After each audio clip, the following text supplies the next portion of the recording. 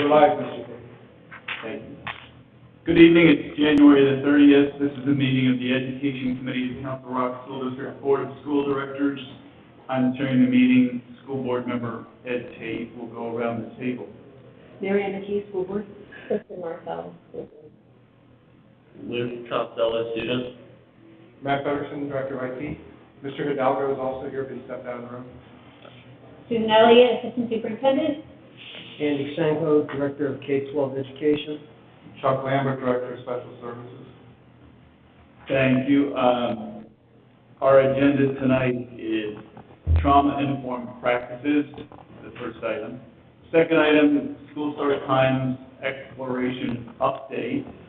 And the third item is the 2021, please note, these years, 2021-2022 school calendar first review. So we're looking out 2 years. We will pause after each of the first two presentations or discussions to allow questions and discussion. My preference is that we not interrupt presenters, and so we'll go through the entire presentation on trauma-informed practices, and then we'll pause for questions and discussion. Dr. Elliott, please. Great. So, Mr. Tate, as you said, we have 3 agenda items. So the first 2 this evening are informational items and do not require board action. The third item will be a board action item, and based on the conversation tonight and then feedback that we get from the public feedback email for the calendar, we're, at this point, proposing that it'll be a board action item at the February board meeting unless the feedback indicates otherwise that we need to make some more revisions to the calendar. So with that said, I'm going to turn it over to Dr. Lambert, and he is going to begin with the presentation on trauma-informed practices. Thank you very much. You may or may not be familiar with the concept of trauma-informed practices or have heard about it. It's something that's gaining a fair amount of attention in this area that we kind of started looking into as a district a couple of years back, and I'll talk a little bit more about that. I'm going to give you a very surface-level overview of the background. I tried to make sure that it wasn't too hot, too cold, and just right, so I hope it's enough information to give you an idea of the theoretical basis for this work, and then talk a little bit about what it looks like implementation-wise in the school. The trauma-informed practices there's 3 premises involved. If trauma affects brain development, that's trauma has negative outcomes, and there's strategies that can be used to help and interact with traumatized individuals are actually beneficial for all people, including our students. There's a brain science basis to the work. I've given you, I'm going to talk a little bit about this just so you have a quick idea of the anatomy of the brain. And you see there the hindbrain, the midbrain, the limbic system, and the cerebral cortex. So that's just a frame of reference of some of the things that we'll be talking about as we move forward here. The hindbrain, also known as the brain stem, is the most primitive part of the brain. It is primarily developed in utero in children. It is what controls our life-sustaining functions of heart rate, breathing, the ability to attend and focus, and those kind of things. It is also highly sensitive to signals of fear, distress, and danger. Okay, you think about your flight or fight responses. When you move up into higher development of the brain, you get to the midbrain section, which controls motor skills, sleep, senses, and movement. It's reactive, it's not thinking or feeling, so it's still a more primitive level of brain functioning. A little bit higher up, we get into the limbic system. The limbic system continues to develop through adolescence, and the limbic system is what's involved in relationships, emotional reactivity, memory functioning. And then the highest level of brain functioning is in the cortex. That continues to develop through adulthood, and that is involved in concrete and abstract thought, verbal and nonverbal communication, very importantly, problem solving and judgment and academic skill development.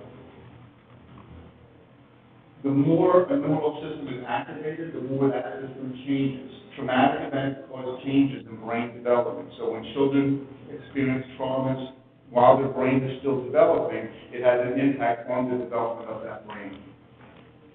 What we see in traumatized individuals is that the lower level brain functioning, those flight and fight type reactions, are more easily triggered because they have been activated more frequently during the brain development period.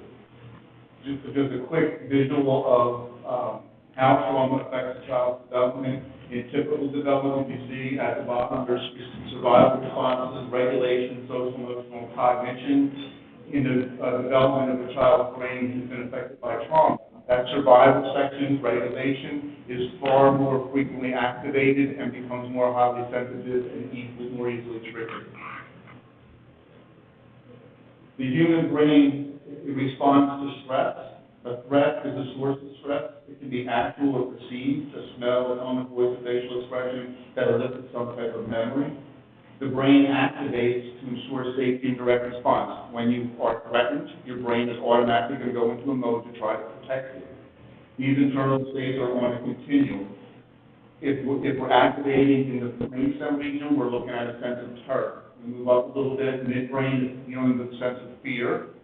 Limbic system is going to be more activated with a sense of alarm. And when we're calm and alert, we're able to function more actively in the cortex region of the brain. So when there's a response to stress, when something happens, it's stressful. Some people, their limbic system is activated. They're alert. Something's going on here. I need to be careful. Once alerted, the individual can move up the continuum to the cortex and start problem solving. The crux of all of the brain science here is a traumatized person receiving the same threat.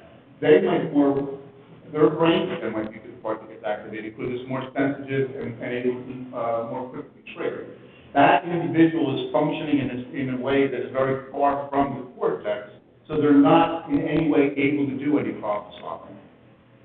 They're going to be in fight or flight mode. They're not thinking clearly and processing information.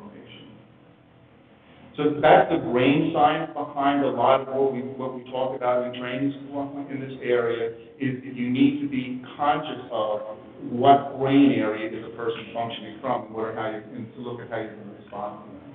The other major part of the trauma-informed practice work is based on some research in what's called, you'll hear us about ACEs, adverse childhood experiences. These are potentially traumatic events that occur in childhood between the ages of 0 and 17. There was a landmark study out of California in the 1990s that found there was a significant relationship between the number of ACEs a person experienced and a variety of negative outcomes in adulthood, including poor physical and mental health, substance abuse, and risky behaviors. They looked at 10 different areas in the research that they did. They looked at abuse, whether it be emotional abuse, physical abuse, or sexual abuse that may have occurred. They looked at household challenges. They asked questions specific to the mother in the household being treated violently, substance abuse in the household, mental illness in the household, parental separation or divorce, and having an incarcerated house member. And finally, they looked at the areas of neglect, both emotional neglect and physical neglect. ACEs are common across all populations. Almost 2/3 of study participants reported at least one ACE, and more than 1 in 5 reported 3 or more ACEs. And there's a powerful, persistent correlation between the more ACEs experienced and the greater chance of poor outcomes later in life, including increased risk of heart disease, diabetes, obesity, depression, substance abuse, smoking, poor academic achievement, missing work, and even early death. So this is a visual here of those adverse childhood experiences, just to show you that it can affect all areas of a person's life.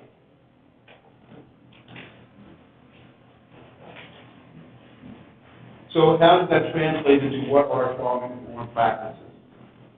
The 5 major principles of trauma-informed practice are safety, meaning we need to make sure that people feel safe and they're safe spaces for people in our school system. Transparency and trustworthiness, which includes providing full and accurate information about what's happening, what's likely to happen next. People need to know what's going to happen. Choice, making sure that people have choice and that we honor people's choices. Collaboration and mutuality.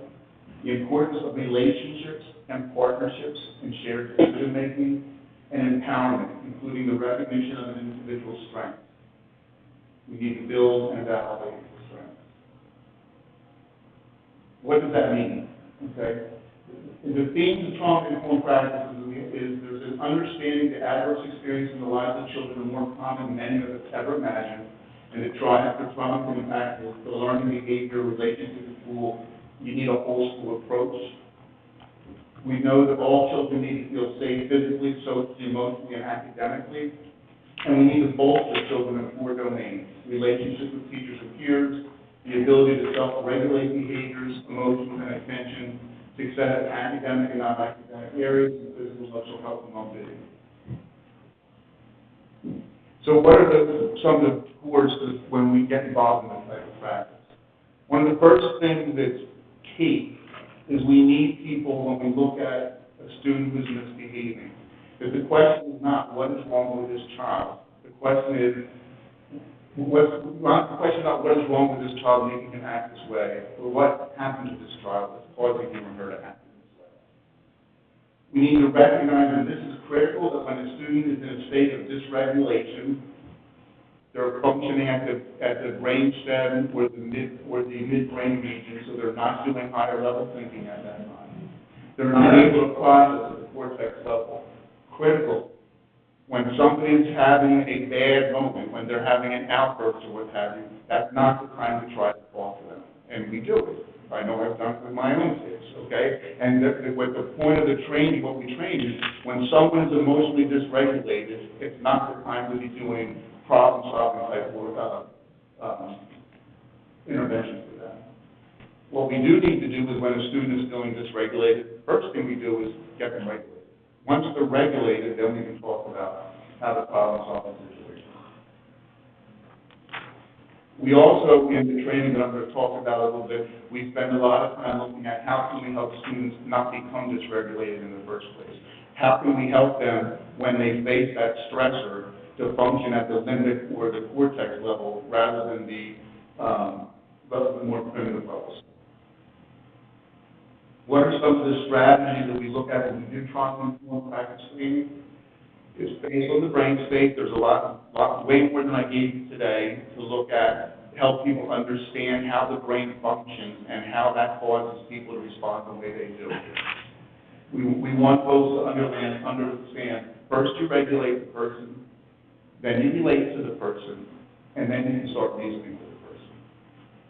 Examples of some of the things, the specific strategies we talked about are movement, breathing, calming, focusing, and energizing breaks, soothing language, parallel interactions, and what we mean by that is not coming at the child in a sense of power over the child, but we're going to work on this and solve this together. Proximity, and helping students process conflict. Those concepts as administrators, you may remember hearing about the Living Strong training that we went through a few years and into the following year. A lot of that same stuff that they were talking about in how we interact with each other comes from this type of thinking. In August of 2018, I had training provided for our special services staff. Some of our emotional support, autistic support teachers went through the training as well. My Sloan teachers went through it as well. It was very, very well received, but almost every feedback I got was all of our teachers need to be hearing this information. So, on February 14th, all of our teachers will be hearing all this information. We'll be doing 4-hour trainings, one in the morning for secondary and one in the afternoon for elementary teachers. And in August of 2020, we'll be doing training to our support staff as well.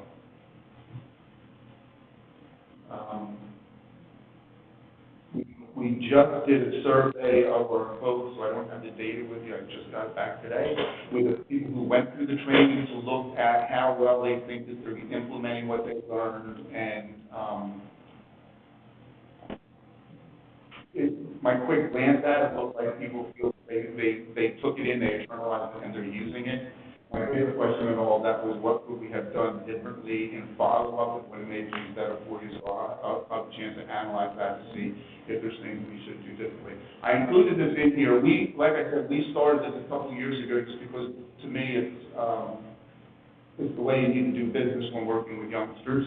And was gaining a lot of attention to the point that Senate Bill 144 was passed in June 2019. There's a little clip of it up there that is requiring us to have trauma-informed policies and practices. It requires training for staff, board members in this context as well. Just a couple comments. A child whose behavior is creating issues is not trying to cause a problem, they're trying to solve a problem, and try to look at it that way. Kids do well if they can. If you ever read any work with Ross Green, Law at School, his first book was The Explosive Child, outstanding, easy to read, good common sense stuff, but he talks a lot about no kid comes out of the womb wanting to be bad, okay? So what happens if that happens? And we need to try to remember, look at our youngsters that way. If they can do well, they will. So when they're not doing well, we need to try to figure out why that is and help them do that. A lot of Ross Green's work was on teaching them the skills that they need to possess to do well. This is more of a way to look at how to help kids when they're dysregulated. And this Swedish expression, there's no bad weather, only bad clothing, okay? Maybe that translates to there are no bad kids, just schools who are not prepared to meet those students' needs. I can't do the Swedish version for you.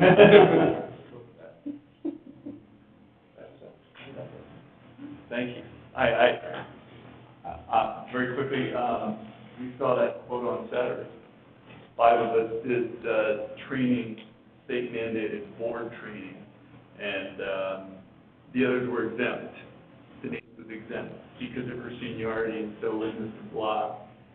Mike did it online, and Mr. Bilek was exempt. But the other 5 of us, including Ed Solomon, did this training, and we got a good 45 minutes on it, and that quote jumped out at us. And Do you recall who did the training for you?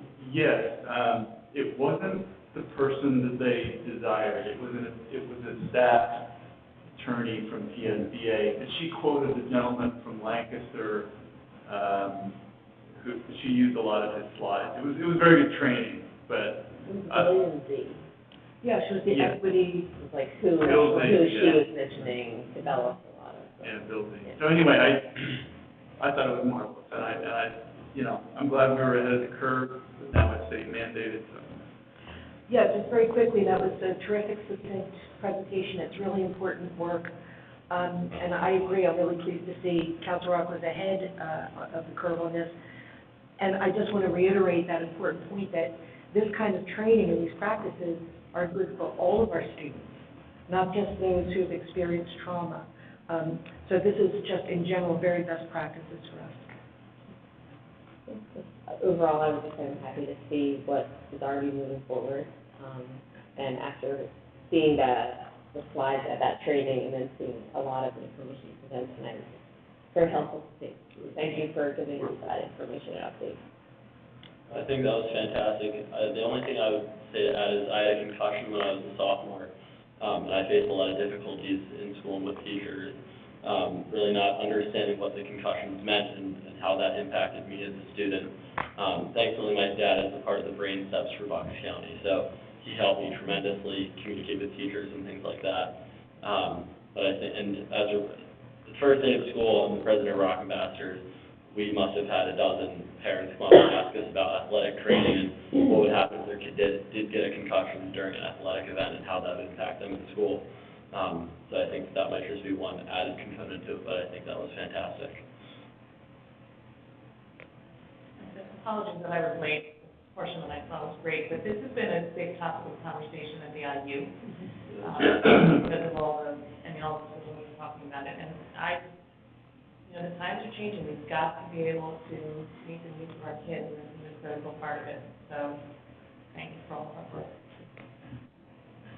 Okay, I concur with what everybody was saying. My question was, is this part of the professional development that we're going to be adding, the training for the professionals, or are they already doing it? Because I might have missed that part.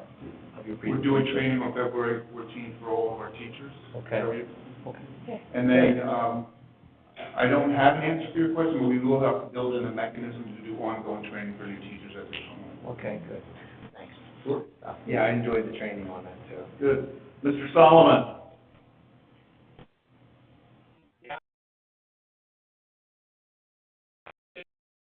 You know, this is important, being in front of the curve on this type of thing is important. And, you know, it's something we're gonna be talking about today, tomorrow, and well into the future. Thanks. You know, my first reaction is to adding something else to the agenda for teachers is, that's just one more thing. But it seems like this is indispensable. I'm very glad you asked that question because that's very important. And I want to make sure that we remember that we keep this in mind when we're talking with our teachers. It's really not something more that we want you to do. It's really just a different way of thinking. It's really not adding anything to their plates. These are strategies that you can, you know, some of the things for helping kids not become dysregulated are very simple. You know, you start a class with, you know, 2 minutes of deep breathing or whatever it might be. So it's really not adding anything, and I think it's helping teachers that have a different perspective at how they look at challenging behaviors. At least to me. Yeah. All right, shall we move on to the next topic? We shall. All right. Dr. Lambert, I believe. Yeah, you're you're, continuing today. oh, that's right. I was asking, all I'm doing tonight is just giving a rundown on where we are in our process with school start times.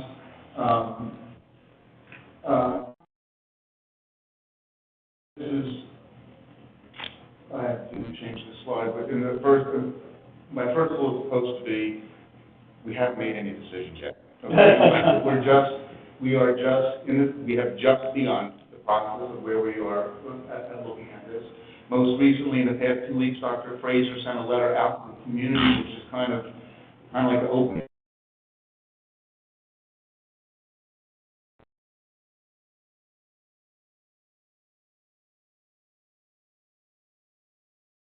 If you haven't had a chance to take a look at that, I shared with Susan O'Grady some information. She's put it on there. I've got positive comments from all kinds of people, not even connected to Council Rock on the hub. So that's really positive to hear.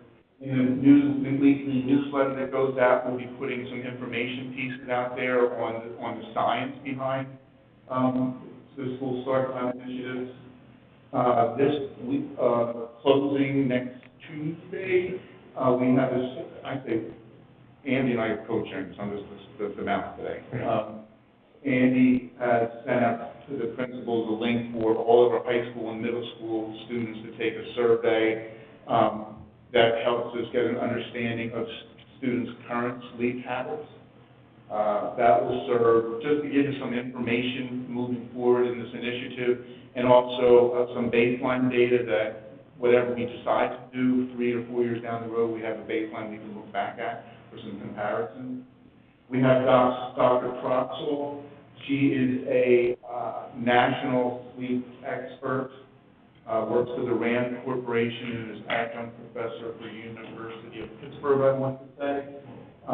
Actually, when I went to the National Sleep Time Conference, School Start Time Conference 2 years ago, she was one of the speakers there as well.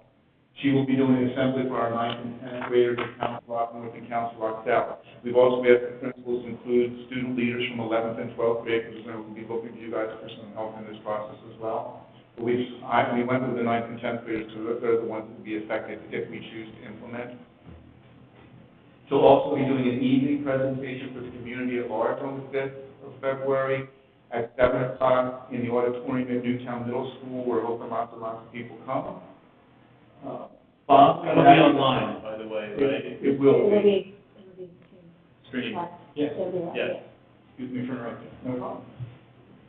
Following that, there will be a brief survey that will allow the community just trying to get a sense of what they see as in the pros and cons of this initiative. And question, the final question, that would be, are you willing to serve on a committee as of our stakeholder committee? And then there are transportation conversations happening. Bill Stone is leading a group of business administrators and transportation directors in the county. I don't know if he told me it was bi-weekly meetings that they'll be having to look at some of that. Obviously, transportation is such a huge piece of this. And in my other presentation, the last slide, the last quote is not here, is we have not made any decisions yet. Okay, so we're still just in the looking process. In that story, it's interesting to me because when I talk to some community members, which is a very ridiculous thing to look online and read social media comments about this, it's really amazing to me how much incorrect information there is. So like there are certain people who are have an opinion about this, and they're like, I don't want my first grader being picked up at 7:15. And I'm like, why would you think your student would be picked up at 7:15? Like, so I would challenge you when you write the questions and to reiterate in the messaging is that we're trying to collect some information here and understand perception, and it should not be biased on an assumption of what the plan is. We don't know. There's likely to be impact. We don't know what it is, and it may not be even similar to impacts that we see at other districts and the way they've done it. So I just think it's really important because it dilutes the real, legitimate data and medical support for this very important thing. And I don't want us to get sidetracked by this perception of, oh, well, I think it's great, but because this and this would happen, we shouldn't do it, because those things that they're talking about, we haven't even gone there yet. So I just would challenge, keep sending that message in the spirit of no decisions have been made. Do not make assumptions of what this could mean for any students. We're collecting information, so we're going to try and figure out a way to potentially do this that works for all our students. Don't assume, what it means. Thank you. I have a question. When would we get there to the point where we would start showing certain different or scenarios, especially when it comes to the effects on elementary level? So our goal is to have a recommendation to the board of what we would do or not do, late winter, early spring of next year. So we will be doing this work over the next 12-month period of time. So I would say that, and based on having spoken to other districts that have gone through this process, you need to bring the group together and talk and listen and do that, but then you do have to you have to start then throwing out, okay, here's a possibility. Let's talk about that one. Because everyone that we've spoken to is that you will get roadblocks with everything that you throw out. There will be some problem with every one of them. So in the end of the day, you're just going to have to weigh which of those roadblocks outweigh the importance of doing this. And if it does, okay, how do we fix that part? So my guess is, not having one sitting here in council yet, I don't know, but my guess is that we'll probably start, relatively quickly throwing out, here's a possibility, here's a possibility. Okay. We talk about the expression that they use a lot, that don't let perfect, I've said it before here, don't let perfect get in the way of good. No, that's mine. And that's the reason why you're never going to find something that works for everybody. So the only way, and I think all of our experiences and I think it's natural that it happens this way, is until someone sees how it's affecting them, it's hard for them to own it anyway. So we want to start putting out, all right, here's a possibility, what does that look like, so we can get that kind of feedback from folks. Maybe even just showing or posting what other school districts already have done and how their scenarios look, so that people could digest. Actually, instead of just hypotheticals that people are posting. The reality is, we live in a schedule that we have, so people don't even necessarily realize that what they have right now isn't great. So it's fear of change management. I remember on the very last day of my daughter, my younger child, went to high school, we looked at each other and said, we're never waking up at 5 a.m. again to start our day, unless we're catching a plane, or, you know what I mean? And, you know, I've heard some parents like, oh, it's good for them, you know, they get jobs, I have to wake up and go. Most kids are absent of all of you who've chosen this path of a career and you come in early, but most people do not wake up at the hours that these high school kids do, and it's not healthy. And so we accept that because this is the schedule that we have.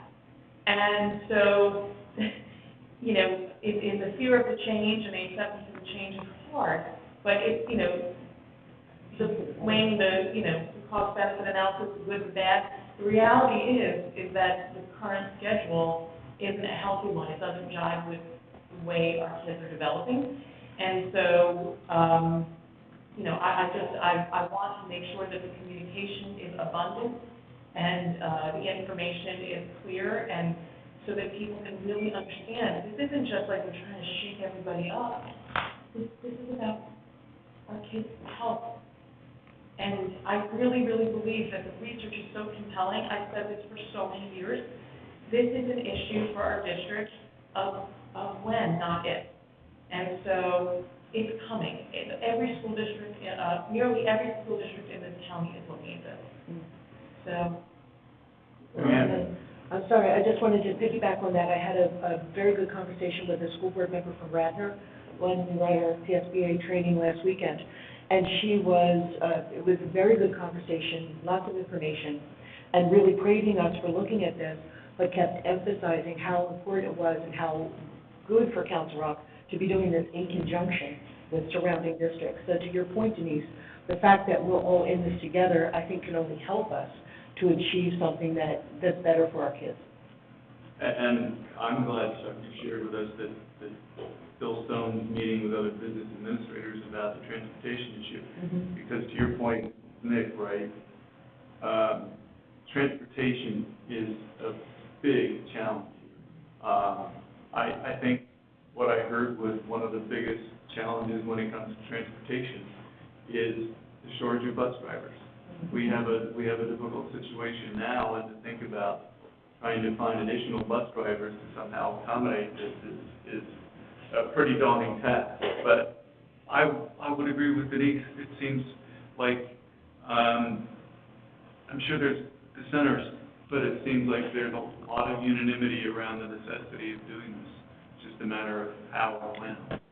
And to your point, we're more than a year away from looking at any board action on this, so there's going to be a lot of conversation and deliberation. Ed Solomon, you're on the line. Yeah, thank you. Yeah, thank you, Mr. Zidak. Yeah, there's really not much more I can say. I think Denise really hit the nail on the head. I think it's important that we ensure that our community base and our stakeholders in the community are well aware of fresh information and on-time information, so that the rumors that unfortunately hit social media all the time, we cut back on that. I'm really optimistic, collectively looking at this from even a county standpoint, that there's a lot of people in the room that are going to be making these decisions. So, it's good to know, it's good to hear, and I think, again, there's a lot of good things happening with this, but I want to make sure that everybody is on the same page with this. Great, thanks. Any questions? I had the main reason I came here tonight was to talk about late start times. So for those who don't know me, my name is Luke. I'm a senior at Council Rock North. I'm the treasurer of the class of 2020, the president of 3 clubs at Council Rock North, and the vice president of 1. And largely thanks to Council Rock, I'll be attending Lehigh University in the fall. I would also like to take time to thank Mr. Block, Mr. Solomon, and Mr. Hidalgo for coming to our, I believe it was December student government meeting, as well as Dr. Frazier for coming to our January student government meeting. They took time to speak with a little bit over 50 student representatives and large stakeholders in our school who are all elected by students to represent them, and I'm one of them. I know how important the input that you guys provided, as well as Dr. Frazier provided, was to our student representatives. I know that the meeting that some board members went to was a little bit shorter, but the meeting that Dr. Frazier went to was well over an hour. talking about issues ranging from school safety, stress culture, to things that we could do to make people feel safer in school. And I thought that January meeting in particular was really productive. I'd also like to take time to talk about the late start. So I'm a student in AP psychology, and a month and a half ago we studied the brain and we studied sleep times and kind of how your brain, an adolescent's brain, we're supposed to get a little over 9 hours of sleep per night and things like that. At the conclusion, I think it might have been in response to a board member, our teacher, Mr. Heim, surveyed all of his students on how we felt about the late start time initiative, and kind of our feedback. There was numerical data as well as written data. It was an assignment that we all had to write our posting of what we thought and then responded to others, which I can copy, paste, and share to all of you. I think it was really productive, especially coming from students who sat and had a 75-question test on it. Had that middle brain, upper brain, the whole thing for 2.5 weeks. So more than 50% of the 75 students reported that their sleep debt was due to poor time management. That was part of the numerical data that we saw. And most of that was attributed to social media and cell phone use. The survey, again, was right after we conducted 2.5 weeks of teaching and testing. 3 out of the 75 students reported that a later start time would absolutely solve their sleep debt issue. So I guess that my only point is that it's a larger issue than, oh my goodness, we're starting school too early. Part of the issue is the buses get there before 7 o'clock. School doesn't start till 7:30. That's a really easy fix. We could bump it back 20 minutes for everybody who isn't a senior and can't drive. Councilor Rockmore, start their day 20 minutes later, we just fix the bus schedule. I never understood why they come in 35 minutes early every morning. I would also think that during health classes and things like that, we should look at cell phone use and things like that. I think it's important that 9th and 10th graders can see, hey, I'm supposed to get 9 hours of sleep a night. Students who are in my AP psychology classes, you might imagine, are taking some of the toughest courses that Council Rock has to offer, mostly juniors and seniors, so they've been through it for 12 years, 11 years. And I'm one of them. I'm involved in as many things as I can count on one hand. And somehow I still get my 9 hours of sleep.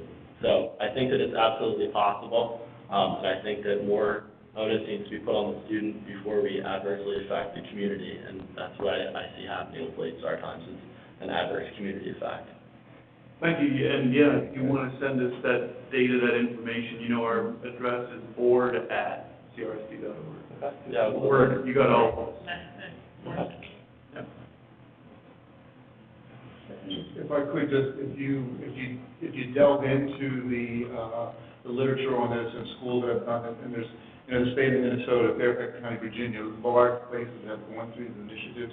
Your point is well taken in that you should look at the start time issue, not just in terms of the biological basis for it, but to look at sleep health in general. To the point, you should not be on your cell phone at 11 o'clock at night, because that's going to make it difficult for you to fall asleep.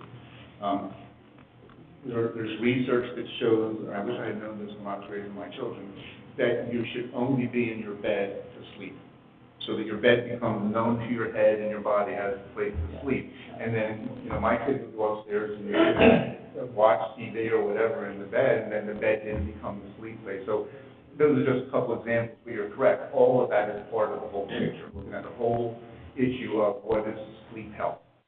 And just one other thing, last time I was here, I spoke a lot about how we need to have more students involved, and I think that really started when Mr. Frazier, as well as several board members, came to our meetings and kind of had to hear what we had to say. But it went further than that. I'm happy to report that there's about 10 students meeting with Mr. T and Ms. McCarthy, talking about scheduling, talking about start times. We actually have 5 committees, one with each principal, ranging from student-teacher relations to pep rallies and school spirit, that all came out of, I don't want to say me, but kind of an issue of, hey, we need students involved here. So a huge kudos to the administration for taking that seriously. And really, I wish it was more than 10, but I think that that's a fantastic start.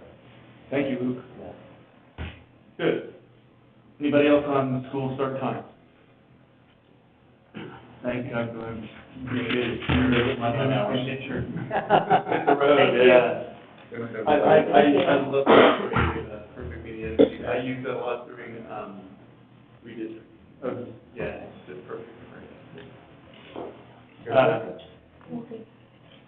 Thanks, sir. Sure, see you. All right, you have one question. Yeah, and again, you drilled this into me when we talked about it previously. We are looking at the 2021, we are not looking at next year's calendar, Correct. which is already approved. Yes. If we are looking at the 2021, 2022 school calendar. I love that, by the way. Thank you for that. We Yeah. appreciate having this information well in advance. So, And a locked-in graduation date, sorry.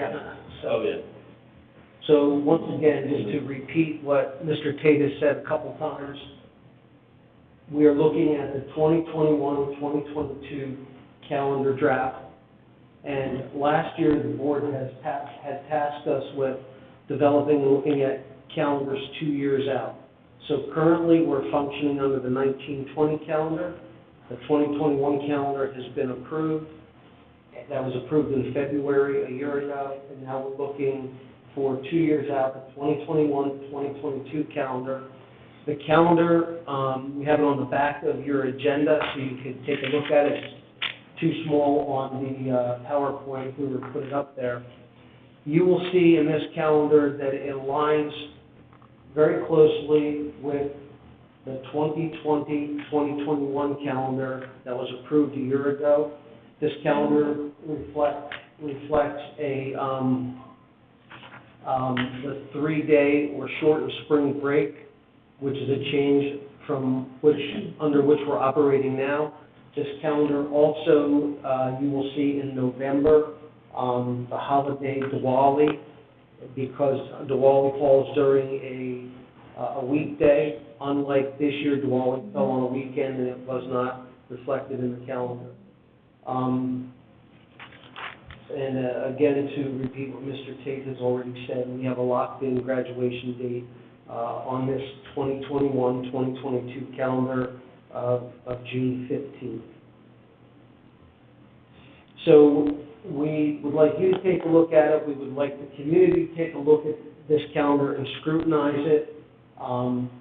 There is an email address, as we put out every year to our community. The email address is calendar@crsd.org. We would like people to take a close look at this. Send your email to that email address with your suggestions or questions. It is calendar@crsd.org. Several of us in administration and all board members will receive that email. And as Dr. Elliott said at the front end of the meeting, if we don't have significant changes that requires more discussion, we will look to have board approval in February 2020. If we do find that there are questions and concerns with this calendar, we will bring it back to this group, to the Education Committee, with the suggestions and changes that we may need. Okay? Make it interesting. We can take a minute to, everybody to absorb this and see if there's any questions. I see something different you did. You didn't put any makeup days in the school year. You left them all there, which I'm happy for, along with professional development days being half days or full days on Fridays or Mondays. Good stuff.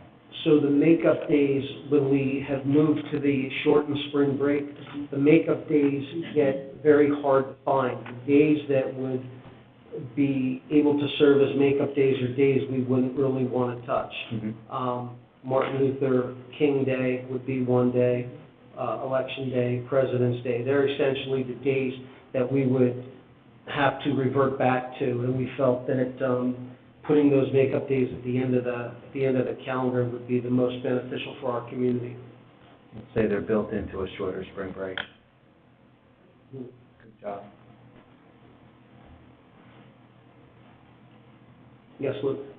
This doesn't really impact me, but at our city government meeting with Dr. Frazier in January, I'm not sure if it was relayed to the board or not, There was a student concern, so in those meetings, we have 4 concerns, 1 per grade level, and then additional concerns after if needed. The sophomore class, who would be seniors at this point, brought up a concern of a shorter spring break, just essentially saying, hey, we would rather, and this is what a couple representatives said, not saying the entire school is in agreement here, and I have no opinion on it personally, but they said I would rather have longer breaks during the school year and start earlier.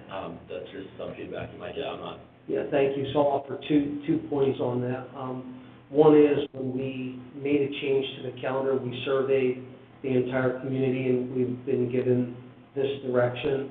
And the second topic that comes up around that conversation are trips that our high school students typically go on at that time of the year, and we can still offer those trips with the same number of missed school days for the high school students. So your point's well taken, and if the group here wants to go back and the board wants to go back and revisit, we certainly can always do that.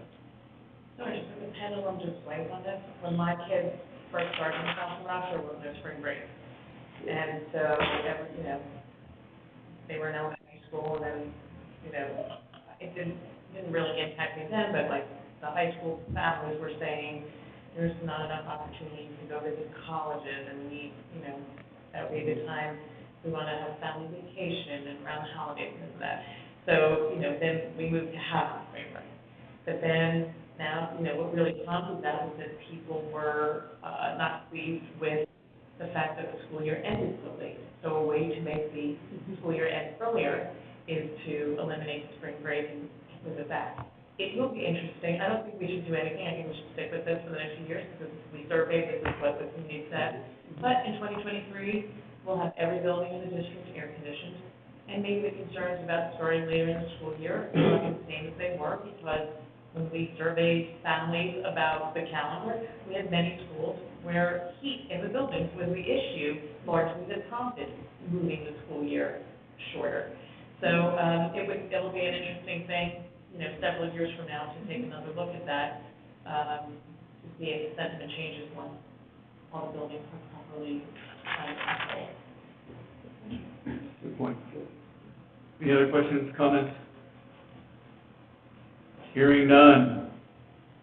Any other issues that anyone chooses to bring up? Can we just remind everybody one more time before you add to send comments to calendar@crsd.org, and Matt will make that email address live It's live now. now. And this proposed calendar is on the website. Yes. Yes. And also, don't forget the presentation next February 5th, next Tuesday evening at Newtown Middle School, where Dr. Trox is going to talk about adolescent sleep, and everyone that can make it should come out. It's going to be very educational, and I think it'll help us the more that we can educate and inform people to understand the research and the science behind why we're looking at start times. So. Thanks for the reminder. And to your point, Luke, about students being involved, all 7th through 12th grade students will be involved in this survey that'll take place around sleep times as our first dip into that pond between now and February 4th, right before Dr. Troxel's visit. Okay. Thank you, Mrs. Sankton. Thank you, Dr. Elliott. Thank you. Thank you, Mr. Frederickson. Thanks, everyone. We're adjourned.